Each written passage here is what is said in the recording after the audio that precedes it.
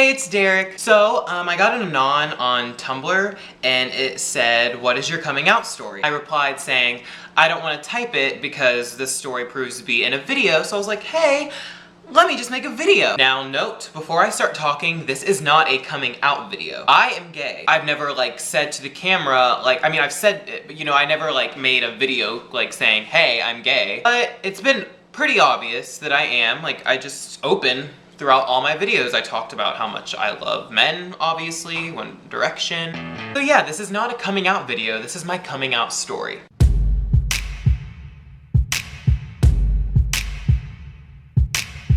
So on the first day of school, I did not even plan on coming out at all on the first day of school. This is my first day of junior year. I just wanted everything to be simple. You want your first day of school to go by smoothly because you don't want to go back to school. You just want it to go by nice and smooth and get home and be internally struggle that school started again. So I was making coffee and then my bus usually comes at around 6:55, but it came around 6:45 and I was pissed off because she was already at the top of my street and I was still inside and I was like, really? And I raised my voice and I ran out screaming I hate her because my bus driver is a bitch. And then apparently that made my mom and dad mad that I was late for the bus and I raised my voice. They just got mad at that for some reason. I don't know why. I came back home from school and the first thing my dad does when he comes inside the house is just start yelling at me how I need to be more mature and settle my situations better. And I was like, I raised my voice and said I hate my bus driver because I was late for the bus. Why is it bad that I was mad that I missed the bus? Then he just started yelling and making a big problem out of nothing, which they always do, and I hate it.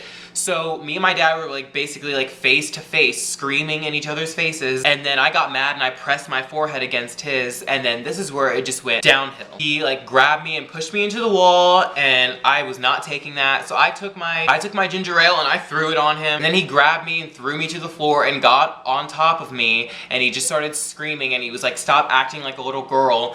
And I guess I just did it unconsciously because I guess it was just waiting to come out, and I was like, well, you know why I act like a girl? It's because I'm gay. And he just responded, he was like, I don't care if you're gay or not, blah blah blah, it doesn't excuse you to act like a little prick. And then it was just like that, and then we were yelling, and then he went into his room and I went to my room, and then he finally came back into my room, and he was obviously talking about the gay thing, and he was like, so about the gay thing, blah blah blah. And I was just he was like, I'm perfectly fine with it. I think I've known since you were 14. And then he got emotional, started crying, and I got emotional. And when I look back on it, I'm like, why were we crying? Because sometimes deep down I am just an emotionless prick. I am emotional, but I don't know, when I think about having crying moments with my parents, no. But yeah, he just always knew, and I think I was just crying because it was just, I wanted it to all be,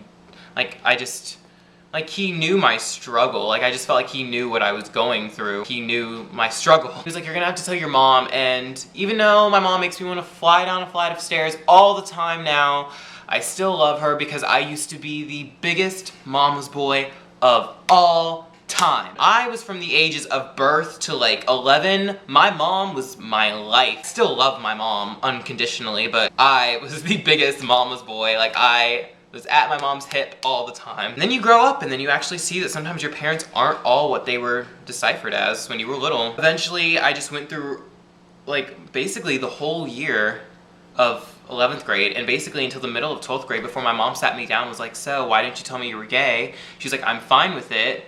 I know what it feels like. Your dad's black, I'm white. In the 80s, it wasn't bad, but it wasn't accepted. We went through some discrimination over having a biracial marriage. I get what it's like to be, discriminated against, to be thought differently and to be thought downwise because of what you're married to or who you are. She was like, I get it, I really don't care. I've known since you were little dancing to Britney Spears with a mop in your hand when you were 3.